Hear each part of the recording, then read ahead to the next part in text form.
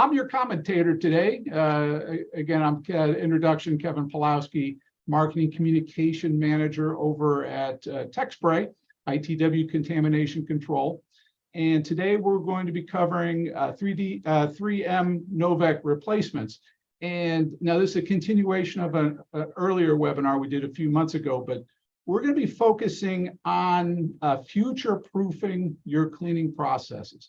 Okay, what we mean by that is we get a lot of phone calls on, okay, yeah, we want 3M Novec replacements, but we want to make sure that whatever we switch to will continue to be legal to be used.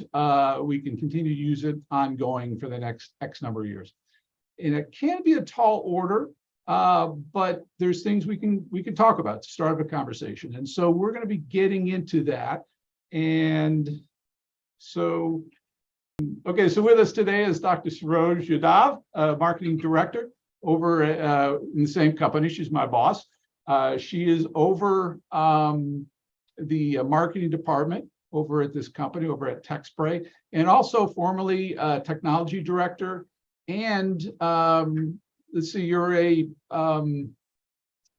what's your degree? What kind of chemist? Oh, I have an organic chemistry degree and organic PhD. Chemistry. Okay, that's right.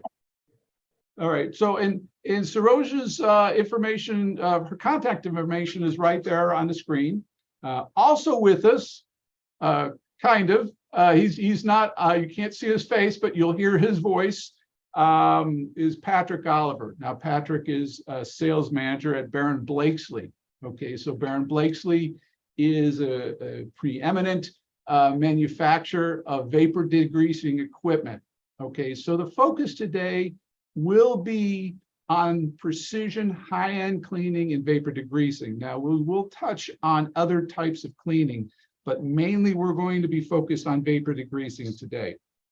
Let me cover the agenda really quick. We will be talking about the Novec discontinuation, options for replacements, and then what we're talking about, future-proofing your process. The regulatory trade-offs involved with that, because it's not straightforward at all. And finally, with Patrick, he's going to finish up talking about the vapor degreasing options as you choose those future-proofed, if you will. And this is really our term, but just what we mean is solvents that have less regulatory risk to them. Okay, so he's going to be covering the different equipment required for those types of solvents. So really quick overview, and I think if you've been through our webinars before, these slides are going to look pretty familiar. But 3M, back in December of last year, we got a surprise. The whole industry got a surprise that they decided to exit the category of PFAS chemicals. Okay, so by the end of 2025, they're no longer going to be manufacturing and selling PFAS chemicals, and this includes Novec line of solvents, 7100, 7200, 7300 series. Now, common with our customer base is many of our customers use these cleaners for high precision vapor degreasing. And so that's why we get in so much about those types of issues. Now, we won't be touching on, for example, thermal transfer type of applications. This will be more focused on cleaning. Their stated reason is accelerated regulatory trends. Okay, lots of speculation on what that means, and it's probably complicated. Okay, it probably deals with some of their stockholders and their feelings, different issues they may have with their facilities, but we won't get into that type of speculation. But there's probably reasons besides just regulations on the books today. Okay, but that reason has spooked the industry. What does that mean? Do I have to worry about these regulatory trends? Certainly do, but there's no, some of these issues aren't immediately an issue. And they did state stockpiling is discouraged. So what does that mean? That just means, boy, we should all be paying close attention and making some decisions now as opposed to waiting to 2025, because they may not be shipping consistently through the end of that. They are maintaining that discretion. Okay, so what are Novec solvents? These are solvents for high precision cleaning, other things as well, okay, but we're going to be dealing with high precision cleaning, vapor degreasing, and basically it works very well in a vapor degreaser because it quenches flammability of other solvents very, very well and falls into what we call an azeotrope or near azeotropic solution. So it stays together as it's boiled and reconstituted over and over again in a vapor degreaser. Medical device manufacturing, aviation, MRO, it's also used for oxygen cleaning because for safety reasons. In its neat form, it's used for more rinsing because it doesn't have a lot of solvency, but then it's also mixed with other things to increase the solvency depending on the soil. So it's mixed with alcohols and trans to bring that solvency up. It's also added to solvents to improve, if you can believe it, regulatory compliance. You see the irony here is the regulatory compliance is a problem, but also it can be a good thing. It's complicated, and we will be getting into that, some very interesting diagrams to cover that. Saroj, I think you've got this one. Yeah. So as Kevin mentioned about what these 3M Novec solvents are. So what are the options of our current Novec users? So we just outlined these three options. And so the first one is like a direct drop-in replacement where the end user would be, without changing any current process or equipment, keep running their operation with using the drop-in replacements.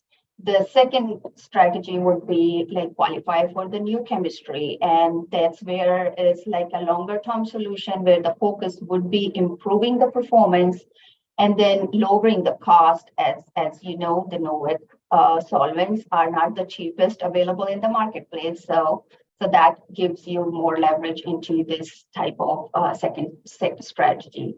The third option could be moving away from these PFAS chemistry, and that could be heavy lift on the end user. It could be changing the chemistry completely what they're using currently, and then even the equipment also, which Patrick gonna talk about in the later slides. So as I mentioned that there are first option where you don't have to change any operation or any process which you are currently using, that comes under to direct replacement. And these direct replacement is, where you use the same Novec material, using the same molecule, either from 3M, which is discontinued until 2025, or from other manufacturer because they are not patented anymore, so you can get from it.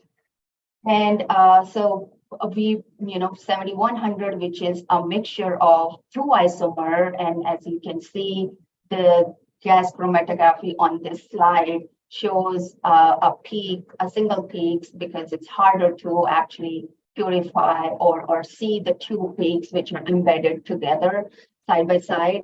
So that has been one of our focus to do as a direct replacement under Techspray.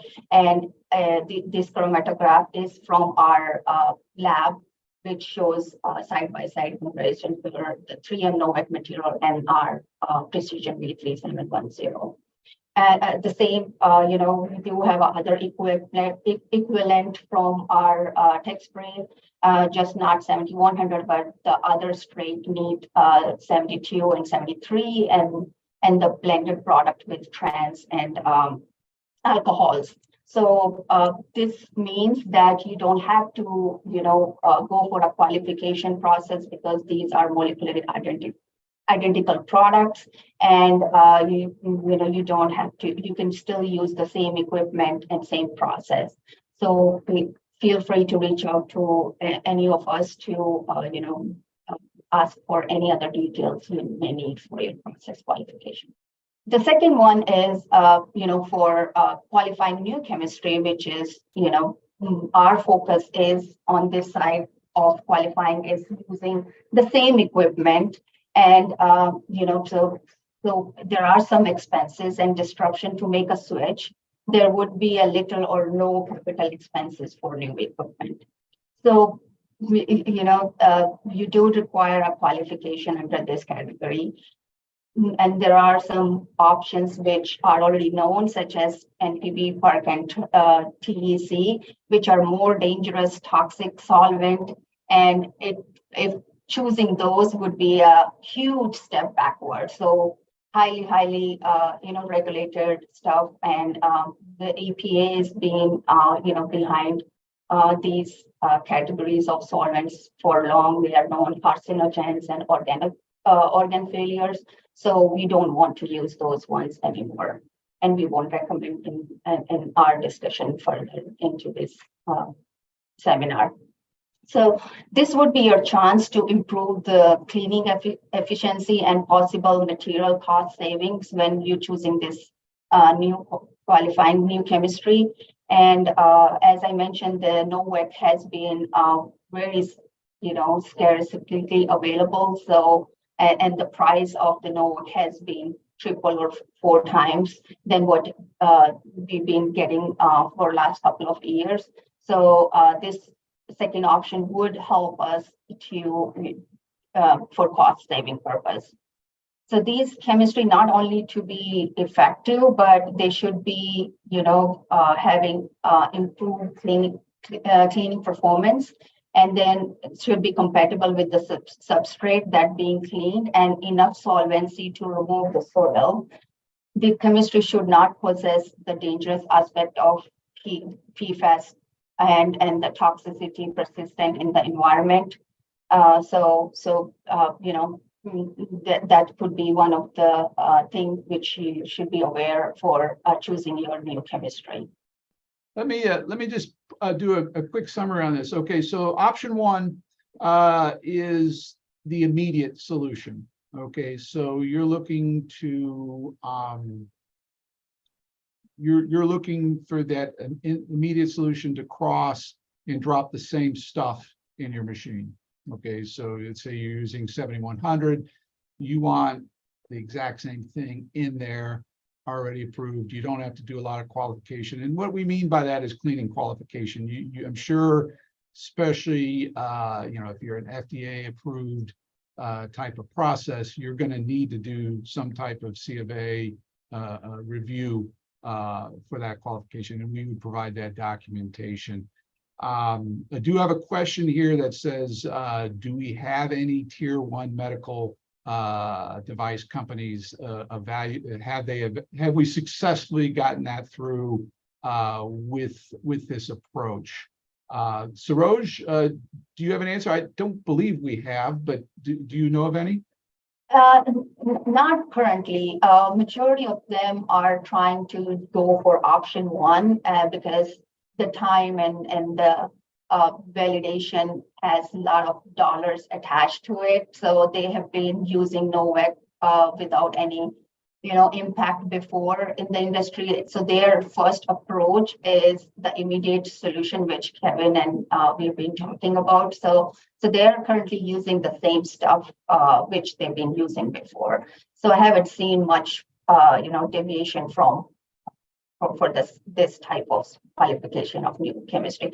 However, there are a few companies which has approached to us, and we are doing some research and development work for moving towards this new chemistries, which so we do have, like, not yet that they have been using or they moved towards this second approach, but they are trying to move towards this second approach in future with the R&D from our side and from them being doing the qualification process.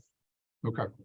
So yeah, the theory, I mean, the FDA obviously is a challenge. The theory here is you're treating it as at that point like a commodity solvent. And so it would be similar to, let's say, changing your source of an acetone. You wouldn't generally have that change your qualifications for the FDA, require a requalification. Whether that can be done or not, that needs to be proven out. And so it's something that would be for you as the user to work through. But we certainly can support that effort with the documentation, the testing, to hopefully make that happen for you. Okay.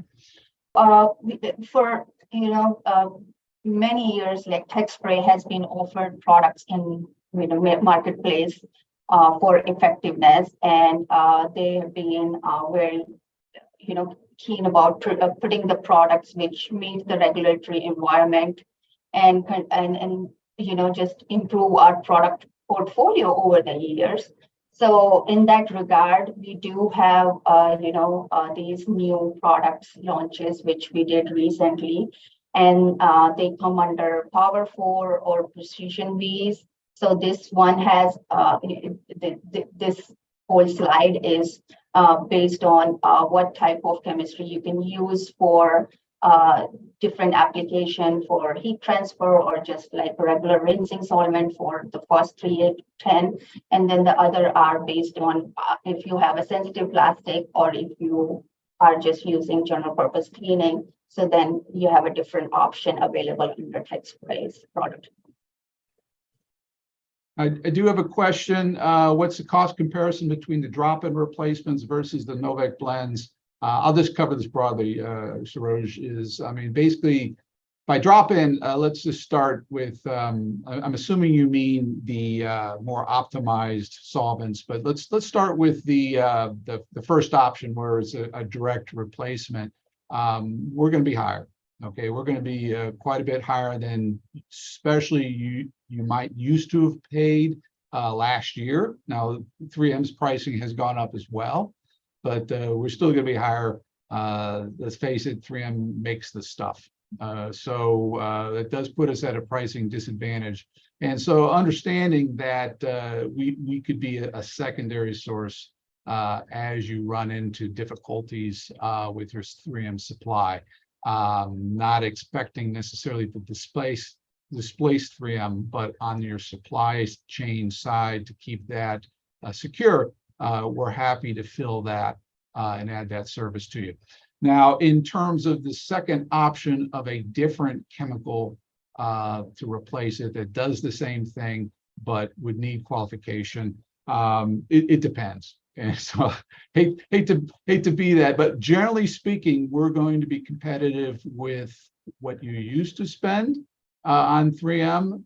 In some cases higher, in some cases lower, depending on the type of formulation and what we're trying to achieve. In general, the less you're worried about plastics, for example, metal cleaning, we've got more latitude to get that price down. If it's a higher precision where plastics becomes the issue, or it's strictly like a straight 7100 cross, then it's going to be more equal to what you're used to paying. There's not going to be necessarily a great price advantage of what you're seeing in the past. So, as the topic of the seminar, what's this future-proof means for our cleaning process? The biggest question, how we can, make our process future-proof for longer years. And I know we put 10 years, it could be longer than that, or it could be, these regulation could make it, fast, make it go this strategy, even something else. So we don't know. We just, it's just the future, as everybody predict. So how you make your this process or this new type of chemistry as a long proof for coming years. So where do you start? You start from your cleaning requirements, getting your, what you need for cleaning performance, or like what compatibility or what type of plastic you are using, and what type of regulatory compliance you want to meet with those type of product.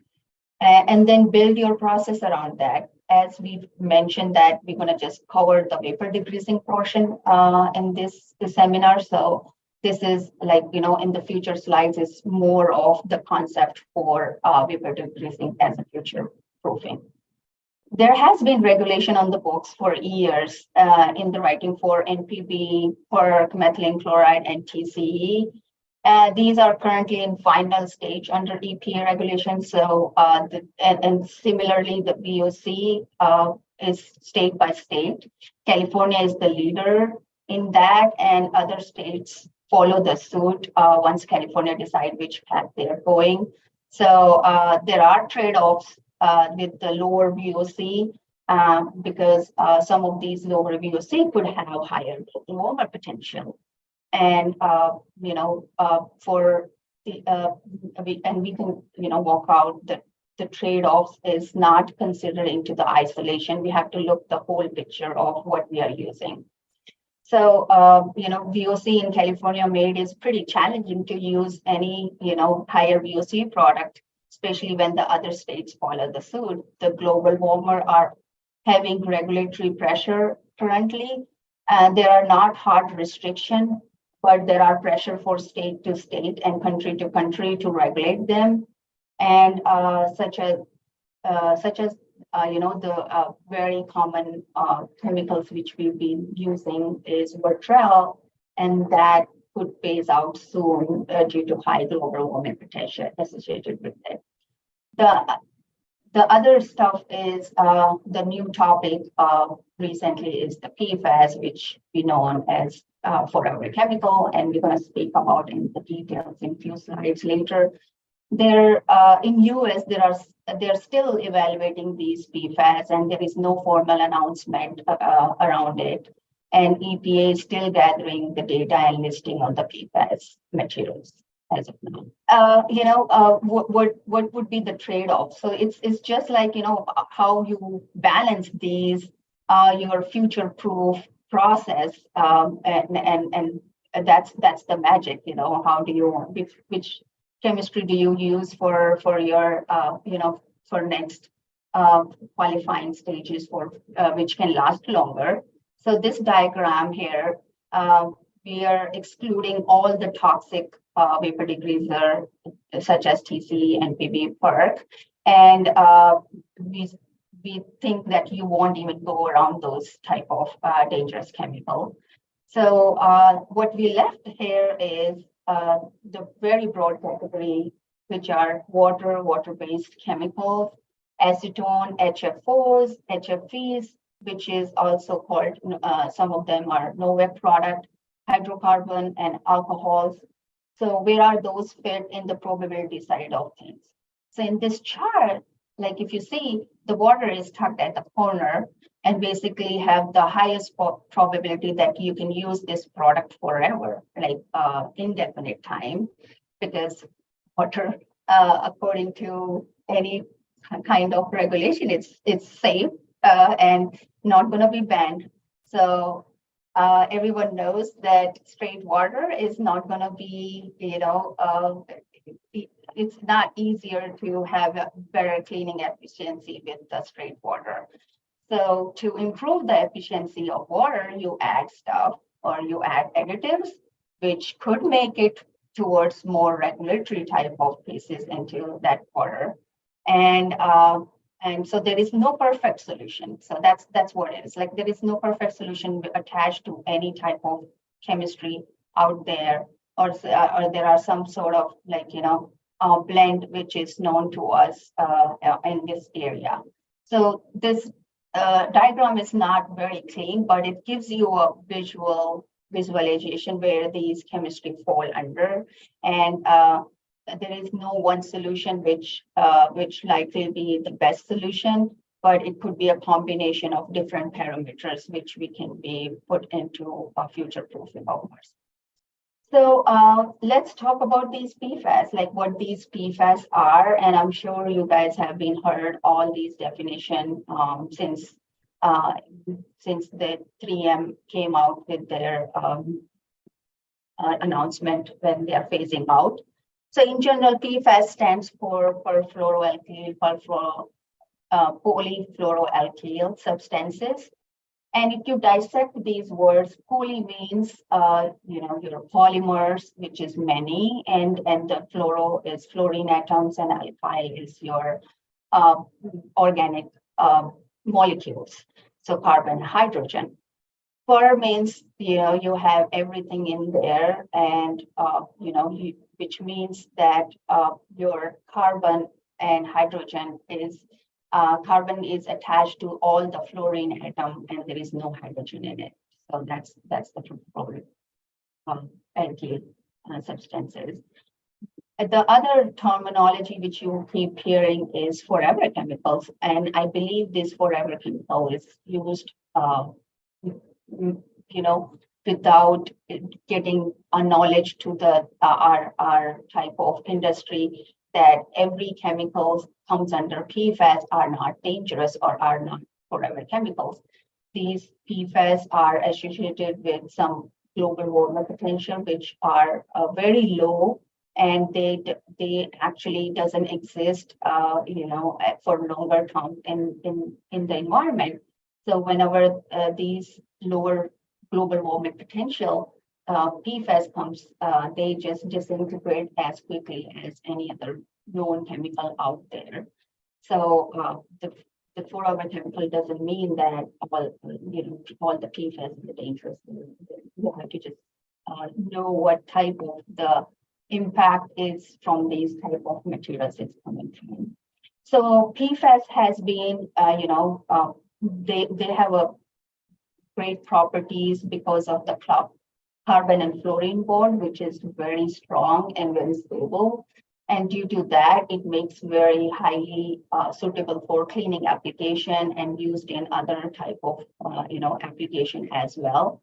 And the same properties makes it, used as a fire suppressant or flame suppressant. So they are used in the blend where you have to quench the flammability base. So it's highly, blendable product, and that has been known to mankind for years. The other beauty of these products are that they are low surface tension and high density. So for low surface tension, it means that they can go into a tougher areas where are tight areas into your on the substrate, and it moves around and takes other chemistry as well to those tighter areas to clean better, to achieve better cleaning and better overall cleaning on for the substrate. And the high density would also help us to, if you're using in vapor degreasing setting, that it helps to take away the water which will bleed in the vapor degreasing setting. So as I mentioned, they have been used in vapor degreasing for years, and they were actually launched by 3M to replace these dangerous chemical MPB, TC, and PERC. So just to keep you aware for why they've been existing in the nature and why they are widely used. Yeah, let me add, just to add a finer point to this, because this ties in with the earlier slide, which I apologize if that's confusing, but that slide is our attempt to show the nuance that we really are dealing with when you're talking the probability of something being regulated and restricted and or banned. I mean, we don't have that perfect information, and the definitions aren't consistent depending on who's doing the defining, whether it's at the state level, country level. So the term PFAS, how it's being defined on various lists, including the EPA's list, can vary. So for example, why would we have something in the middle for PFAS is because it's not clearly defined. It's not, for example, HFO, there are HFOs that are technically PFAS, but that are not on the EPA's PFAS list for reasons that probably have nothing to do with the chemical, more to do with filings and, whether or not there's a CAS number available, things of that nature. And so this diagram is all about, okay, the closer you can get to that corner, the better, the higher probability you're not going to run into restrictions. It's almost impossible if you're doing any kind of cleaning to get perfectly into that corner. So it's a matter of, okay, which trade-offs are going to be acceptable depending on, where you live, what industry you're in, and all of that. Then this is a real sticking point on the NPV, TC, the really nasty toxic things. Now, we are not really considering those as alternative. You'll see in this footnote, because there are regulations that are really, really far along on those. And so the probability is very, very high that those are going to be restricted. And so we're really pulling those out of the equation, as we are CFCs, because those have been out of the market for 20 years or so. So, as we did cover these PFAS-free solvent option in our diagram, so I don't want to waste too much time on it here, but you have a PFAS-free option in terms of hydrocarbon solvents, which has naphtha and kerosene. D-limonene is being used as like in some degreaser. Alcohol and modified alcohol has been known to be very effective as a PFAS-free solvent, such as IPA or your ethyl alcohol. And glycol ethers also, are considered to be a PFAS-free solvents, which can be a blend or just used in very few cases used as a straight as a degreaser, such as your ethylene glycol monobutyl ether or propylene glycol monomethyl ether. And then there is a bio-based solvents, which are PFAS-free. They are mostly like soybean oil derived terpene-based solvents that can be used as a degreasers.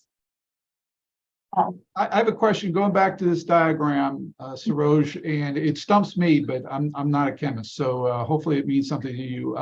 Where do HFCOs fall on this diagram? So they are very high global warming potential. So they would fall on your It would be up at the top, up over here on this side. Yes. And as far as VOC, not like the VOC would not be much of a concentration on these type of material for HFCs, but they are more of like ozone depletion. They're known for ozone depletion. That's why they're not even. So probably around where the HFE is. Mm-hmm. Yeah. So this one is like as we are discussing, like there are PFAS-free options, but to be aware of, like, there are some challenges associated with the PFAS-free alternates, which we know. The one of them is your lower solvency, because PFAS are having their slight, they do have a lower solvency, but with the blending of option they have, they can be used as an aggressive solvent I'm sorry. So they've been using as a there are challenges associated with the lower solvency with these PFAS options out there, and the compatibility with certain materials. Some PFAS-free solvents may not be compatible with certain materials, such as sensitive plastic or electronic component. So it is important to ensure, the type of solvents you are using that is compatible for your degreaser or diffusing, and to avoid any potential damage.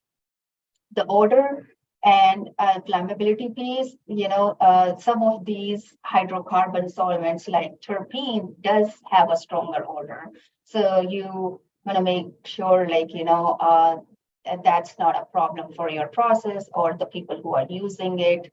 And similarly, like, the PFAS-free solvent option are not always non-flammable. They do comes with some of the trade-offs with the flammability associated with the solvents. And then the regulatory compliance.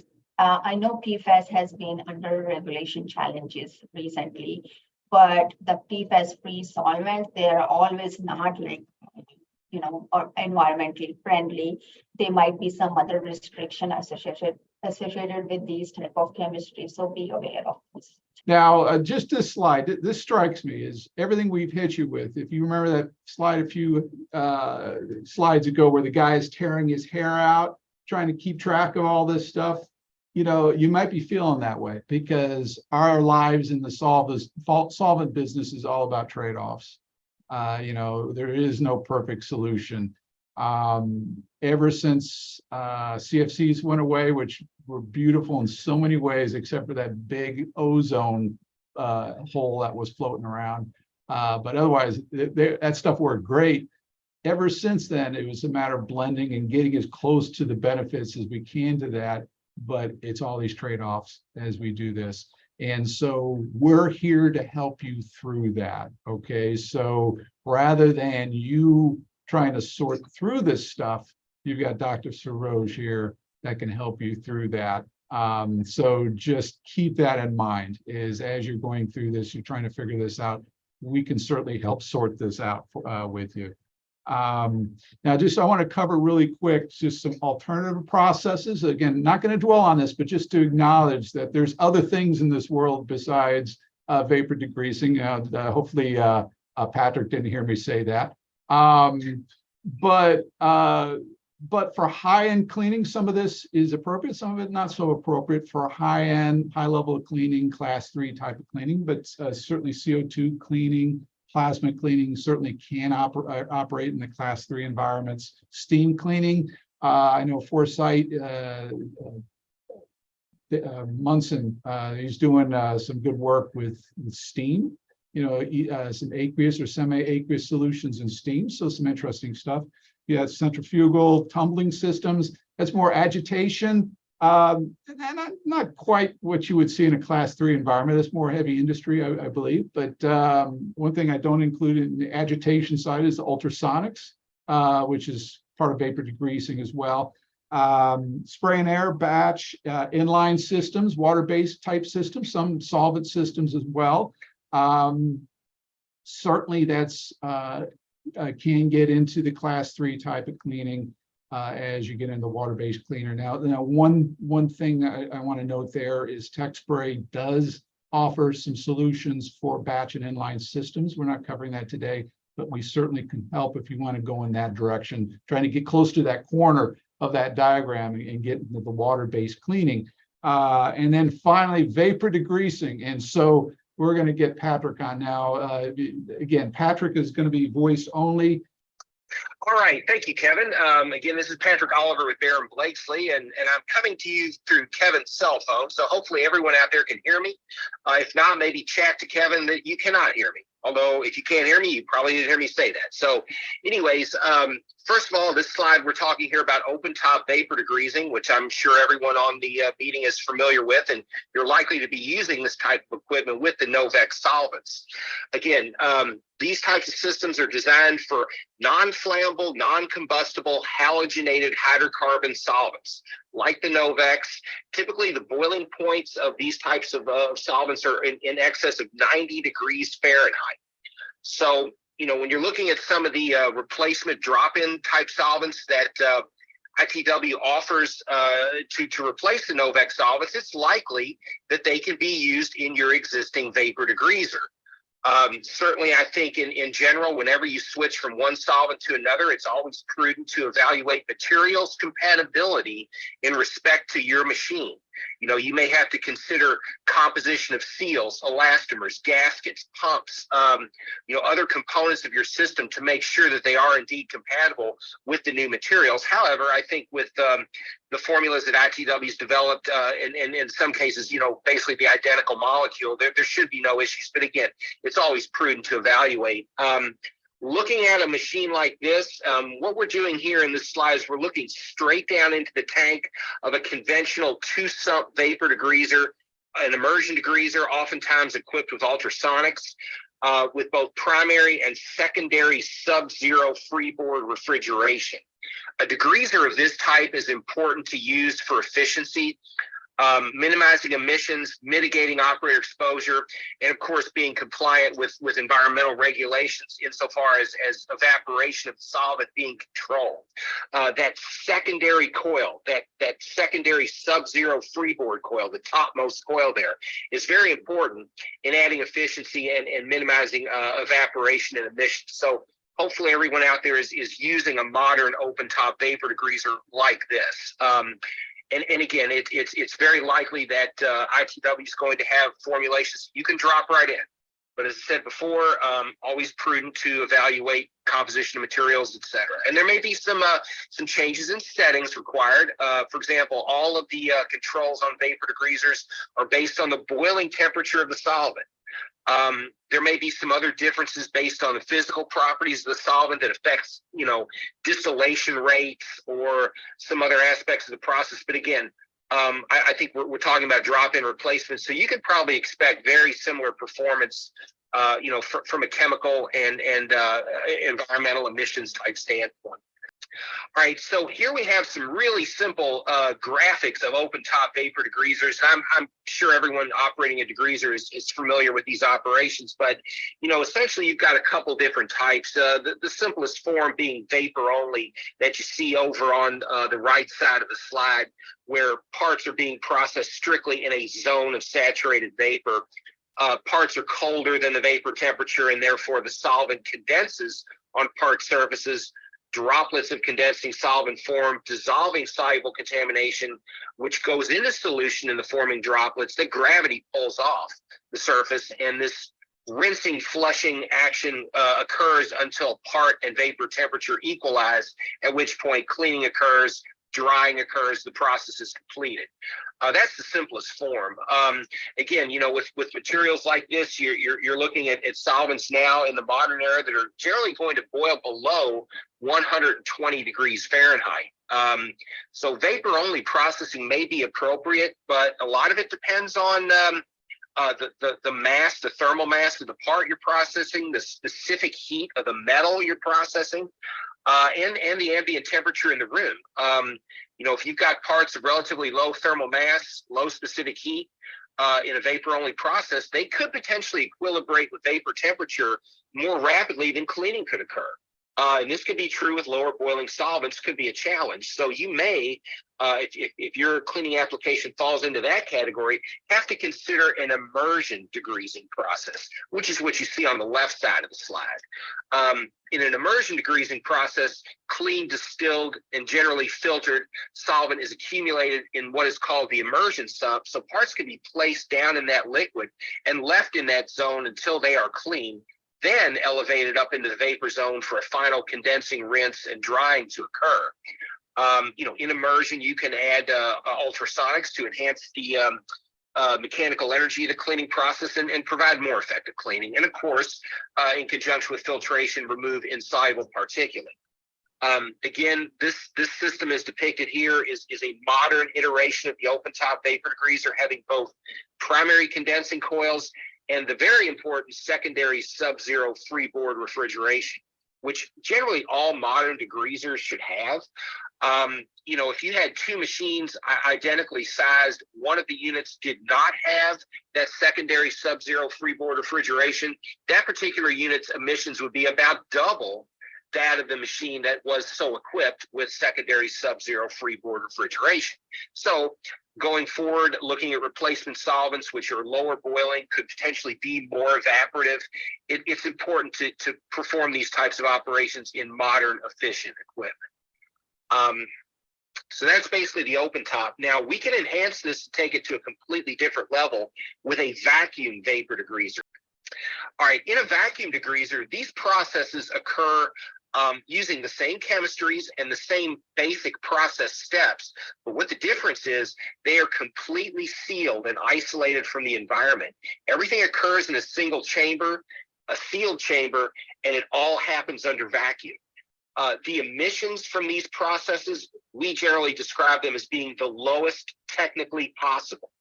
While there are no processes that are emission-free or zero emission, even in relatively large airless vacuum vapor degreasers, emissions at the end of the cycle can be on the order of literally a couple of part per million.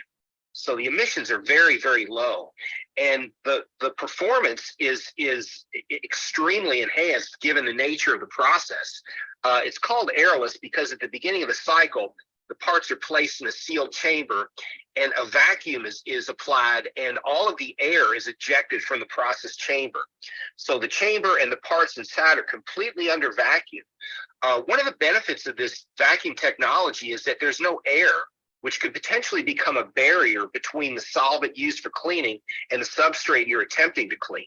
In other words, imagine a blind hole, or imagine a very low standoff between a component on a circuit board and the board itself. Imagine a very long tube with a very narrow internal diameter. If the air is not displaced from those surfaces, the solvent you're trying to use for cleaning can never come in contact with the surface. But in the vacuum process, when the air is all ejected, it's very easy to get the solvent in contact with the substrate. And then further on, you know, we go through a process where the recovery of the solvent is, as I said, nearly total, and the drying is very complete and very thorough. Under vacuum, the vapor pressure of the solvent is very much elevated. The boiling point is depressed, and it's very easy to dry the parts to recover the solvent. These types of systems can be used with traditional halogenated hydrocarbon solvents, you know, like the Novecs or any of the modern ITW replacements. So essentially fluorinated solvents blended with trans 1,2-dichloroethylene as the active ingredient, possibly some alcohols. That's a very common application for these vacuum degreasers. But if you're looking at other types of solvents, alternative processes, these can also be used with hydrocarbons, and in many cases, combustible or flammable hydrocarbons, like acetone, like isopropyl alcohol, aliphatic hydrocarbons as well, which are something like you know, petroleum distillates, you know, not exactly what we're talking about here, but imagine something like kerosene or mineral spirits. Those are often similar chemical formulations used in these types of machines.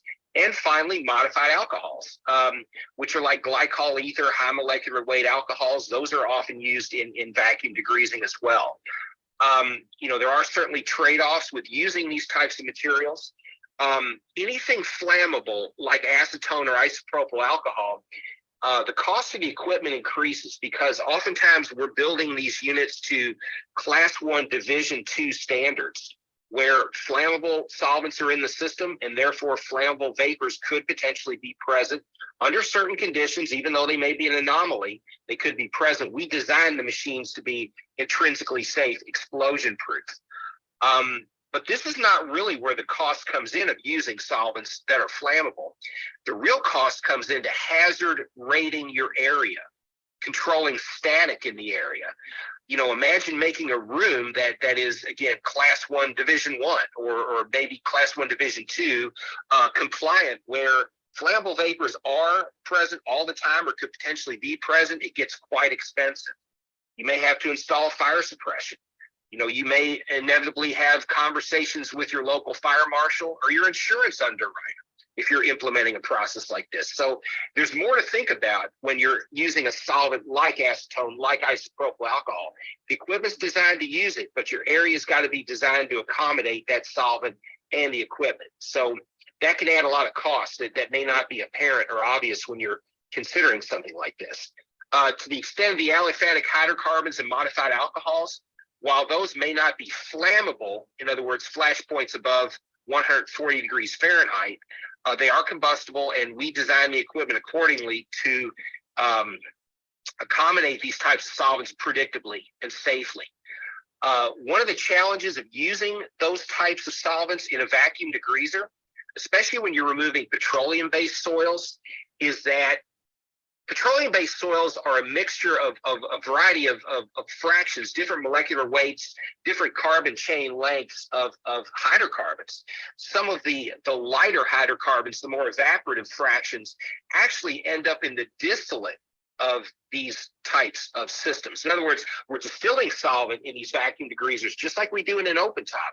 But when you're using an aliphatic hydrocarbon or a modified alcohol, you may get some organic contamination in the distillate, which is inevitable. So you could potentially have residues applied to parts. And the solvents, in this case, the aliphatic hydrocarbons, the modified alcohols, given their physical properties, generally exhibit relatively low distillation rates. Sometimes distillation is not done continuously like it is with halogenated hydrocarbons. And oftentimes you have to do distillation offline, like when you're not cleaning parts. You have to choose to clean parts or distill. Sometimes when complaints arise using aliphatic hydrocarbons and modified alcohols, instead of film or a residue is left on the parts because the throughput, the soil loading, and the reduced distillation capacity can end up leaving residue on part surfaces. Of course, you can design around this with enhanced distillation, larger volume storage tanks. There's lots of things you can do from a design perspective, but again, this all adds cost back to the equipment. So, Kevin, if you go to number 20, I'll just show just real briefly. We talk about the advantages of airless vacuum vapor degreasing. Obviously, reduction of emissions. This technology offers the lowest emissions technically possible. And even that little tiny puff, a couple of parts per million of solvent that exits at the end of the cleaning process can be captured into a carbon drum for what is essentially zero emission.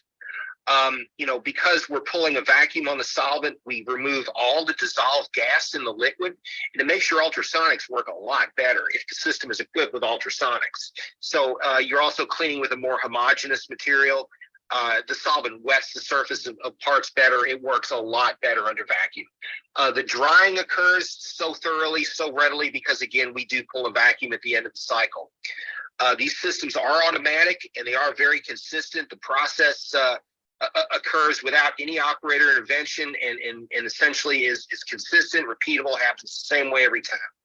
And then finally, we do offer versions of this technology that can be used with solvents like acetone, isopropyl alcohol, etc.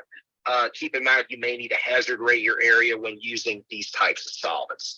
Kevin, if you want to go on to 22. All right. This is just a real quick example of one application of this technology where it's used to clean circuit boards. In this particular case, this is a vacuum degreaser. The company who was using this machine was in a part of the country where the solvent they were using was not permissible for use in their area. And the only way they could get an air permit to use it, and it was none of the types of solvents we're talking about here. This is one of the toxic solvents. But we sold them a vacuum degreaser, and they were able to use that solvent in that area and get an air permit and operate in compliance. But essentially, this is a system where you can clean circuit boards with vapor or spray or immersion or ultrasonics. So the process can be quite versatile, and the emissions, again, the lowest technically possible. Let's go on to slide 23. Now, this gets into...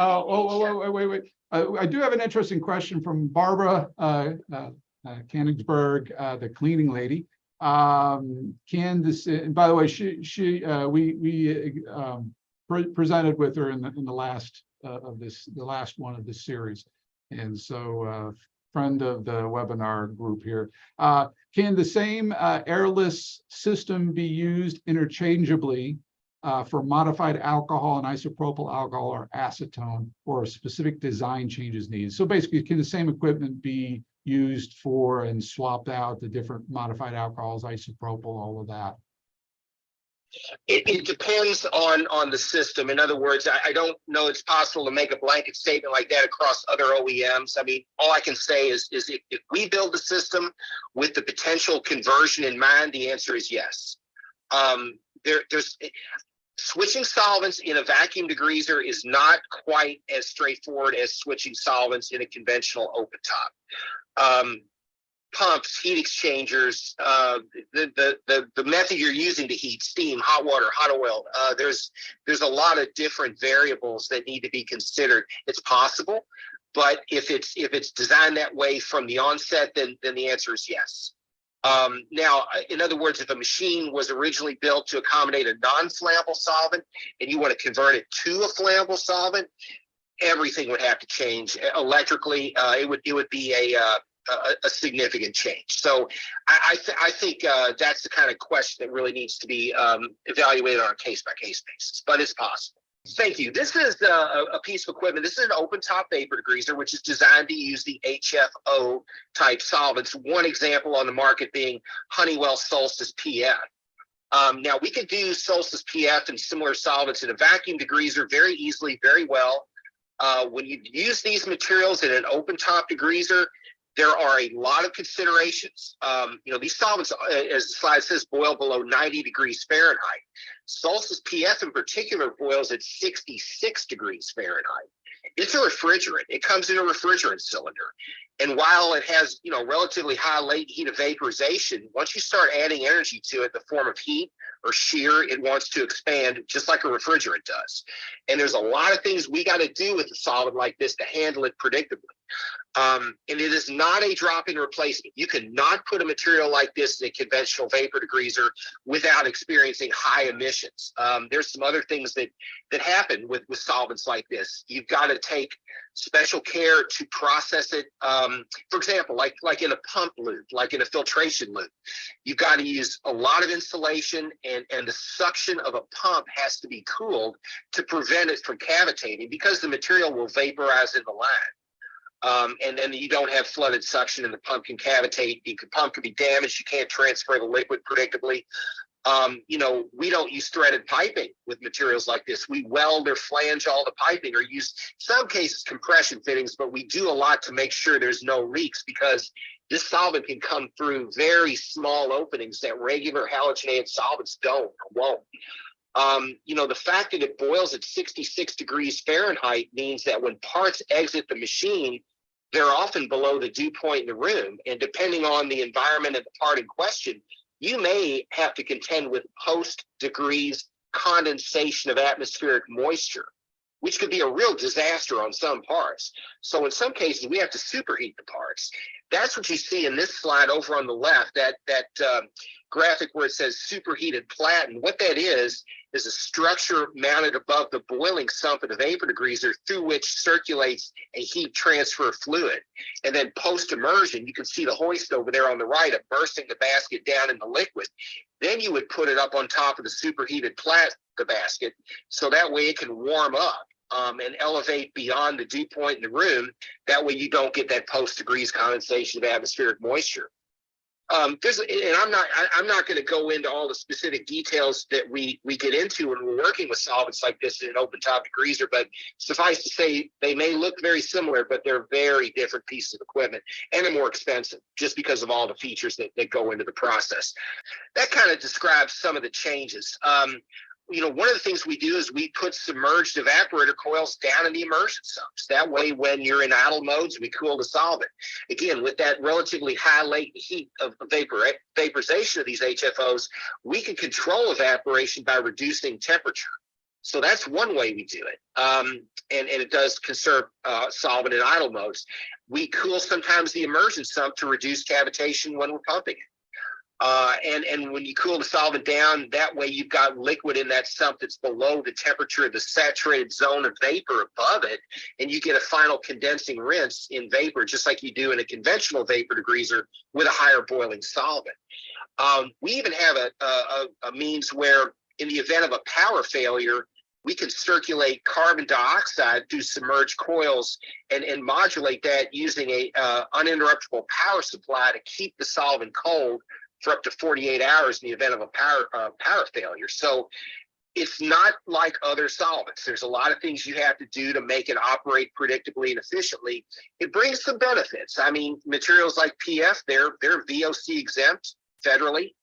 They have a high operator exposure limit, and there's some merits to them. They have very low surface tension, very low viscosity. Not great in terms of solvency if you consider, the ability to dissolve oil or grease. The way they work is by that low surface tension, low viscosity, to get between the soil and the substrate and help to remove the soil. But if you're using a solvent like this, you've got to use it in a very specific piece of equipment. So that's the impression I want to leave when it comes to HFOs like Solstice PF. They are not a drop-in replacement.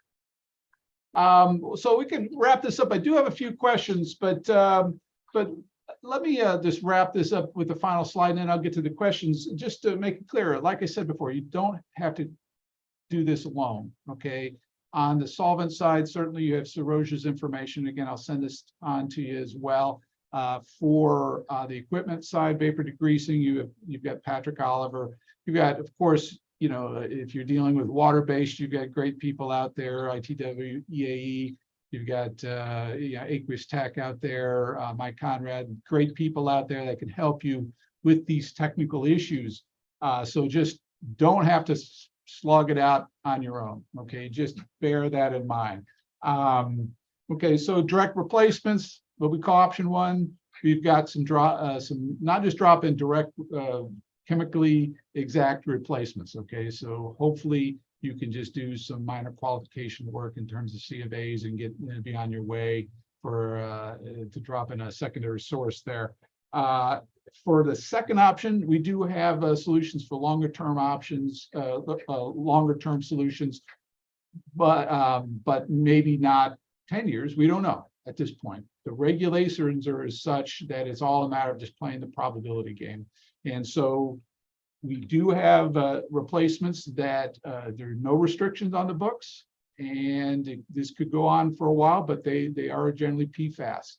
Okay, so if that's a concern, then you move on to option three, which will take some time to develop a process and to get it qualified, especially if you're FDA. You're probably talking, you know, a year or 2 years, you know, longer term solution. So the point I want to make here is we can help you through this. So we've got some short-term, very short-term options, midterm and long-term.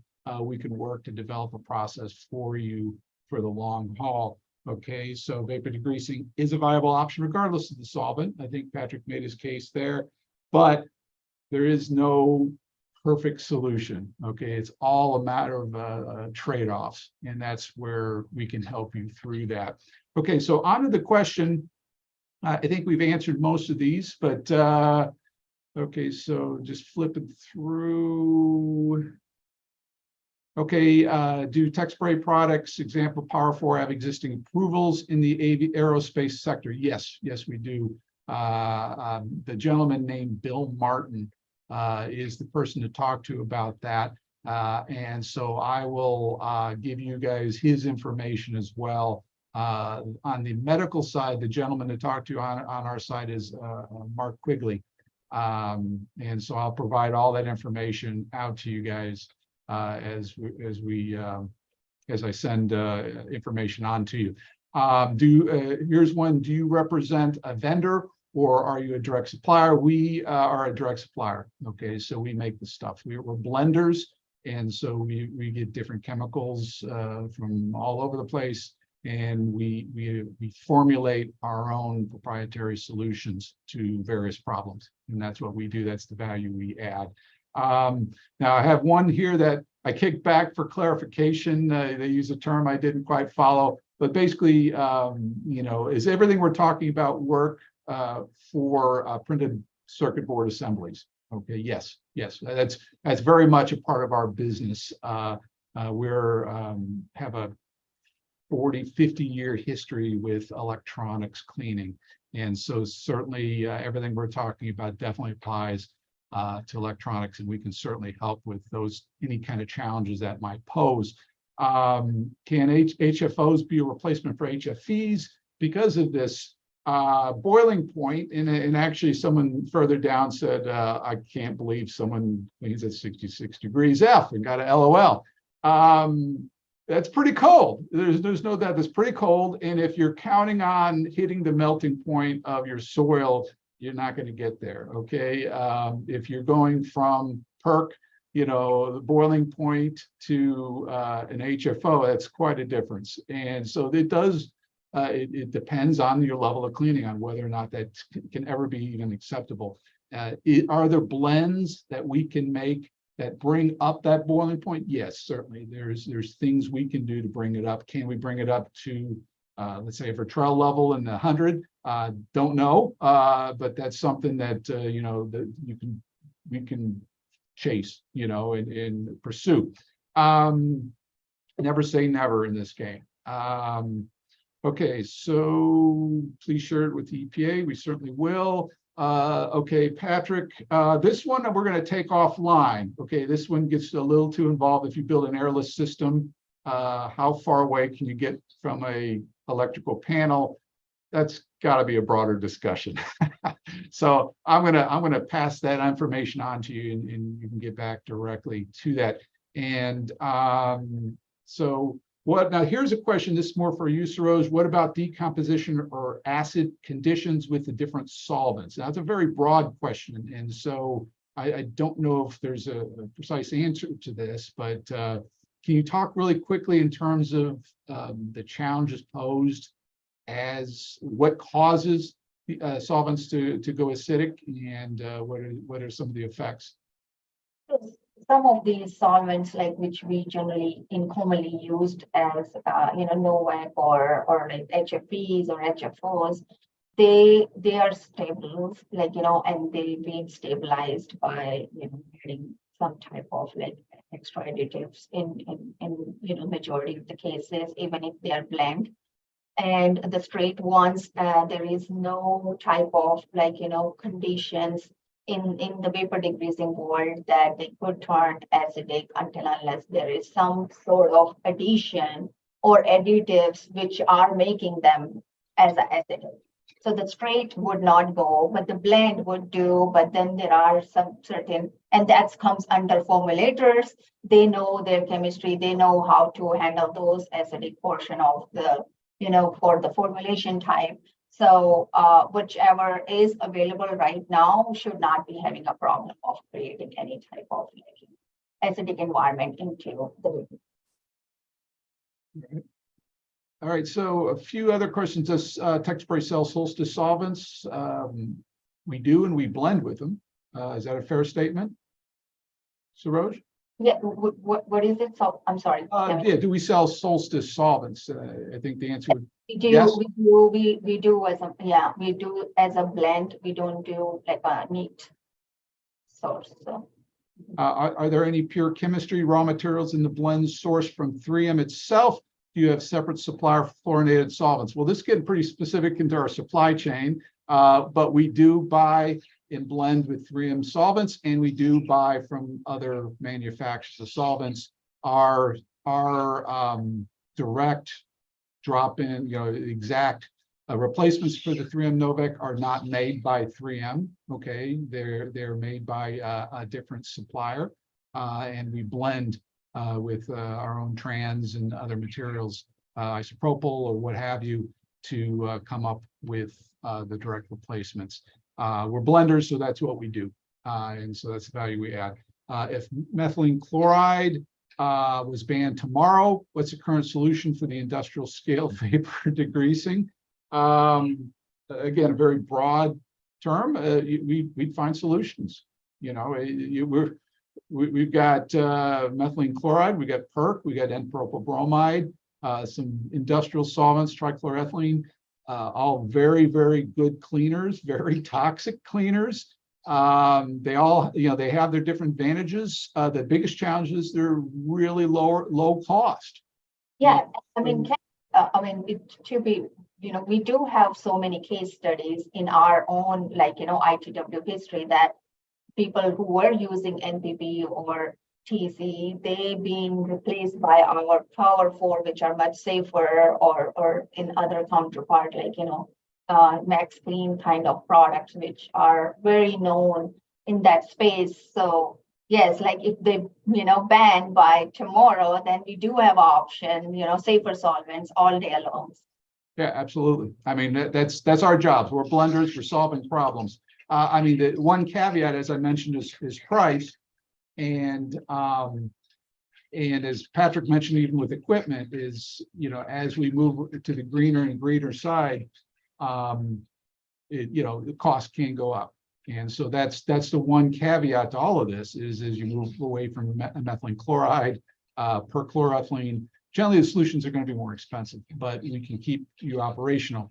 But you've got other issues that you're getting rid of potentially, or lowering your toxicity, which makes your ventilation easier, the PPE less cumbersome. You could be, and at the same time, you work with the Patrick Olivers of the world to fine tune your equipment to prevent solvent loss. Okay, so there is ways around these things even today. So if methylene chloride goes away tomorrow, just like our response with Novec news. We're going to move quickly, and we're going to have solutions for you, and we're going to do a lot of neat webinars. Okay, so just real quick in terms of a final slide is this is our full service product development qualification lab. Just want to point this out. And so, so we do have ability to build boards. We have the analytical equipment so when we say something is clean, it is clean. When we say something is pure, we can prove it. Okay, we have the test equipment in-house. We have, you know, the ability to assemble service-mounted boards. You know, we do a coding system, so we can do prototyping and work with coatings. And we've got a full battery of cleaning equipment, so we can do our best to duplicate your cleaning process, fine-tune it, optimize it, and give you back reports to make your process better than ever. Okay. So the ideal is for you to do the testing in your facility with your equipment, your soils and all of that, but you can think of us as your preliminary lab to do some of that work before you shut down and do the painful things you have to do that level of testing. Okay, I think that's it for it all. And if I missed any questions, I'll pick up on the in the email going out. So I appreciate everybody. Apologize for going over, but hopefully this was valuable to everybody. And again, you'll be getting a video in a couple of days, transcripts, and any questions, please reach out to us and any one of us on this call, and we'll get back to you with answers. All right. Well, hey, thank you. Have a good day. Thank you.